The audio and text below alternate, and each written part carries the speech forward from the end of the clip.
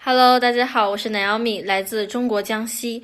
如果你想了解巴厘岛志愿者度假计划，请订阅、观看和分享 Dami 的 YouTube 频道，许多信息从教育、旅游、巴厘岛计划更新。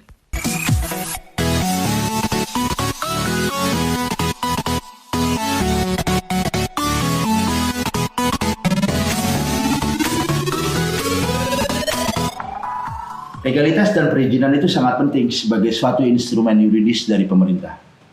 Tujuan daripada perizinan, bentuk dan isinya harus mengandung unsur kepastian hukum yang sangat jelas, sesuai dengan situasi dan kondisi dan kebutuhannya yang nyata. Mau tahu bagaimana caranya para operator, agen dan yayasan di Bali dalam mengurus sebuah perizinan program sukarelawan Bali? Simak terus video ini sampai habis. Teman-teman, kenalin nama gue Demi Wai, gue tinggal di Ubud, Bali. Di video kali ini gue akan menjelaskan secara detail pentingnya membina dan berkolaborasi dengan instansi pemerintah dan instansi swasta lainnya. Bagaimana caranya mendirikan atau mendaftar sebuah perizinan program sukarelawan dengan hanya menggunakan izin yayasan dan pengurusan tambahan surat rekomendasi pendukung lainnya dari dinas-dinas yang terkait. Apa saja kendala-kendala dan bagaimana solusinya sebuah agen atau operator di Bali dalam mempersiapkan sebuah perizinan program sukarelawan asing di Bali. Banyak sekali pengertian tentang literatur atau arti dari definisi sebuah yayasan. Secara umum dan garis besar, yayasan adalah sebuah badan hukum yang terdiri atas kekayaan yang dipisahkan dan diperuntukkan untuk mencapai tujuan tertentu baik di bidang sosial, di bidang keagamaan, maupun di bidang kemanusiaan. Untuk dasar hukum sebuah yayasan, pemerintah Indonesia mengacu pada Undang-Undang Nomor 28 Tahun 2004 dan Peraturan Pemerintah Nomor 63 Tahun 2008 tentang pelaksanaan undang-undang sebuah yayasan. Untuk proses pendirian yayasan itu sendiri dapat dilakukan secara perorangan maupun secara badan hukum, yang kemudian proses pengesahan status badan hukum akan dikeluarkan oleh notaris dan disahkan oleh Kementerian Hukum dan Hak Asasi Manusia. Ada 7 tips atau 7 langkah cara yang harus dilakukan oleh agen atau operator dalam mengurus izin program sukarelawan di Bali. Tips yang pertama, bagaimana caranya mendirikan sebuah yayasan? Ada 8 hal yang harus disiapkan sebagai proses pengurusan data dan administrasi mendirikan sebuah yayasan. Yang pertama, siapkan nama yayasan Anda dengan mempersiapkan 2 nama alternatif yayasan. Yang kedua, siapkan desain logo yayasan dan menjelaskan arti dari warna, karakter huruf, dan logo itu sendiri. Yang ketiga, siapkan anggaran dasar, anggaran rumah tangga yayasan yang isinya meliputi maksud dan tujuan, visi misi, serta struktur organisasi yayasan. Yang keempat, membuka rekening yayasan di bank agar diketahui berapa jumlah modal atau kekayaan awal dari yayasan yang akan Anda dirikan. Yang kelima, siapkan fotokopi KTP dari para pendiri, pembina, pengawas, dan pengurus yayasan. Yang keenam, daftarkan segera ke kantor pajak agar mendapatkan kartu NPWP yayasan. Yang ketujuh, jika kantor yayasan Anda menyewa suatu lahan atau tempat untuk dijadikan kantor, siapkan fotokopi bukti surat perjanjian, sewa tempat maupun SPPT PBB-nya.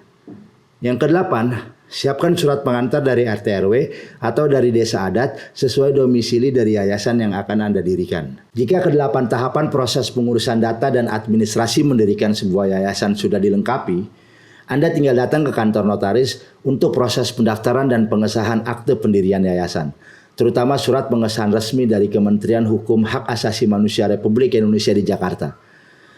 Jika surat pengesahan selesai dari Kemenkumham, secara resmi izin yayasan Anda sudah bisa beroperasi dan terdaftar. Tapi ingat, perlu dijadikan kesadaran bahwa yayasan didirikan semata-mata bukan hanya untuk mencari keuntungan saja, akan tetapi bertujuan untuk membantu meningkatkan hajat hidup orang banyak demi kemaslahatan bersama di bidang sosial, keagamaan, dan kemanusiaan. Kemudian tips yang kedua, setelah izin yayasan sudah ada, Anda wajib melaporkan izin yayasan Anda ke instansi lainnya biar bisa dapetin surat rekomendasi pendukung lainnya.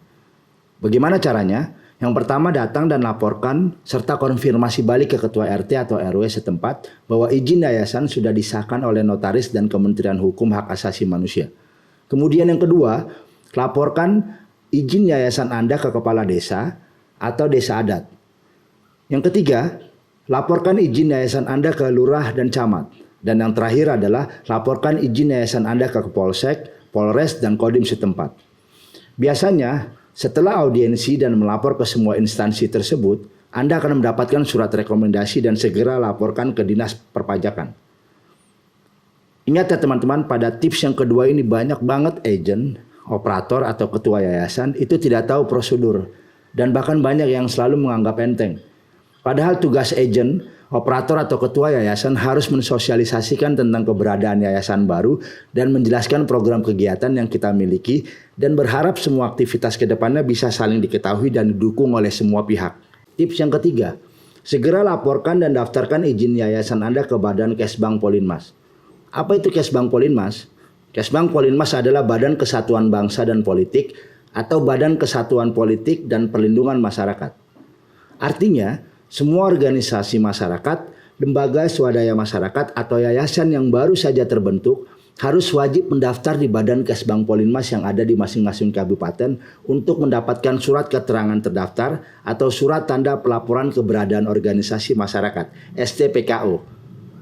Surat tanda pelaporan keberadaan organisasi masyarakat ini berlaku selama 5 tahun dan kemudian bisa diperpanjang lagi dan begitu seterusnya. Yuk kita lihat cuplikan wawancara gue dengan Bapak Iwayan Eko Suwarjawa SOS, Master of Science, Kepala Bidang Ketahanan Ekonomi Sosial Budaya dan Organisasi Kemasyarakatan Kesbang Polinmas, Kabupaten Gianyar, Bali. Om Swastiastu. Assalamualaikum warahmatullahi wabarakatuh. Salam sejahtera untuk kita semua. Halo teman-teman Ormas yang ada di Kabupaten Gianyar. Saya Iwayan Eko Suwarjawa, Kabid Ketahanan Ekonomi dan Sosial Budaya dan Organisasi Masyarakat Badan Kesbangpol Kabupaten Gianyar, di mana dalam hal ini kami yang menangani masalah organisasi kemasyarakatan di Kabupaten Gianyar. Saya telah bekerja di Badan Kesbangpol Kabupaten Gianyar kurang lebih sekitar 1,5 tahun. Adapun cara atau syarat apabila rekan-rekan Ormas akan mendaftarkan keberadaan Ormasnya pada Badan Kesbangpol Kabupaten Gianyar, bisa Anda lihat nanti atau Anda bisa perhatikan salah satu syaratnya. Akan kami sebutkan salah satunya, yaitu pertama, permohonan yang ditujukan ke Bupati Ceki Badan Kesbangpol Kabupaten Gianyar. Yang kedua, otomatis rekan-rekan juga harus mempunyai akte notaris dan kepastian hukumnya dari Kementerian Hukum dan HAM. Itu. Dan yang kedua ada juga yaitu akte pendirian dari tadi yang saya sebutkan, itu ada program kerja, ada juga kepengurusannya, mempunyai sekretariat, dan nanti untuk lebih lengkapnya rekan-rekan dapat meminta persyaratannya itu di Badan Kesbangpol. Adapun dulunya surat ini namanya SKT, surat keterangan terdaftar. Tapi untuk saat ini berhubung secara logika bahwa Ormas itu kalau pendirian pasti telah terdaftar di Kementerian Hukum dan HAM. Oleh sebab itu maka untuk di kabupaten kita hanya memerlukan STPKO, dalam hal ini singkatan dari Surat Tanda Pelaporan Keberadaan Ormas, di mana rekan-rekan di sini hanya melaporkan saja bahwa ormas saudara telah terdaftar di Kabupaten Gianyar. Dan STPKO ini berlaku selama 5 tahun dan dapat diperpanjang. Ini rekan-rekan bisa melihat contoh dari STPKO yang telah dikeluarkan oleh Badan Kesbangpol Kabupaten Gianyar. Oke teman-teman, semoga hasil wawancara gue dengan Pak Eko dari Kabid Ketahanan Ekonomi Sosial Budaya dan Organisasi Kemasyarakatan Kesbang Polinmas Kabupaten Gianyar, Bali bisa memberikan pencerahan tentang informasi langkah-langkah bagaimana caranya mendaftar dan mendapatkan surat tanda pelaporan keberadaan organisasi masyarakat STPKO di masing-masing kabupaten kota Anda. Gue juga ingin menegaskan nih, kalau izin Ormas, LSM atau yayasan, itu yang mengeluarkan adalah Badan Kesbang Polinmas, bukan dari Dinas Sosial. Jadi jangan salah persepsi, banyak yang mengira kalau Dinas Sosial yang memberikan izin secara resmi, padahal wewenang sepenuhnya ada di Badan Kesbang Polinmas di masing-masing kabupaten kota. Yuk, sebelum terlambat, segera daftarkan legalitas Ormas, LSM atau yayasan Anda ke Departemen atau Badan Kesbang Polinmas di masing-masing kabupaten kota dan provinsi Anda, supaya aparat yang bisa berkunjung dan memberikan pengarahan secara profesional kepada seluruh staf Ormas, LSM atau yayasan yang ada. Jangan takut teman-teman, dalam proses pendaftaran dan kunjungan ke lokasi atau kantor yayasan Anda nantinya, seluruh perwakilan staf lembaga akan membantu dan menjelaskan dan membimbing secara detail, transparan, dan profesional. Tips yang keempat, Laporkan dan daftarkan izin yayasan Anda ke Dinas Sosial untuk mendapatkan surat rekomendasi. Dalam hal ini, Dinas Sosial hanya mempunyai tugas melaksanakan sebagian urusan pemerintahan daerah yang berdasarkan asas otonomi dan tugas pemberian bantuan khusus di bidang sosial. Harus diketahui dan dipahami bersama bahwa Dinas Sosial adalah sebuah lembaga yang hanya bisa memberikan bantuan terbatas atau menyalurkan dana sosial berupa uang, barang, sembako, dan lain sebagainya yang diperuntukannya sesuai dengan apa yang dibutuhkan oleh organisasi masyarakat, LSM atau yayasan.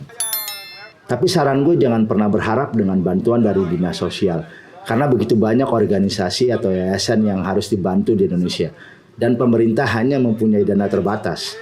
Jadi kita harus memakluminya dan terus berusaha agar organisasi atau yayasan yang kita kelola bisa mandiri dan profesional ke depannya.